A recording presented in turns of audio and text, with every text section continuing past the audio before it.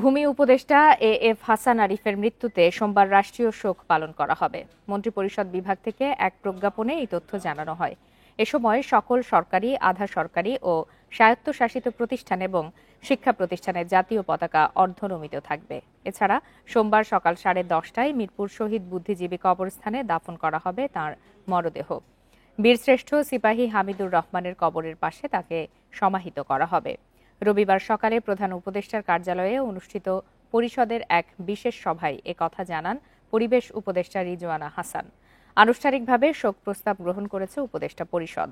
প্রধান উপদেষ্টার কার্যালয়ে অনুষ্ঠিত পরিষদের এক বিশেষ সভায় এই শোক প্রস্তাব গৃহীত হয়। সভার শুরুতে উপদেষ্টা হাসান আরিফের মৃত্যুতে 1 মিনিট নীরবতা পালন করা হয়। প্রধান উপদেষ্টা প্রফেসর মোহাম্মদ ইউনুস সহ অন্যান্য উপদেষ্টাগণ হাসান আরিফের স্মৃতিচারণ করেন।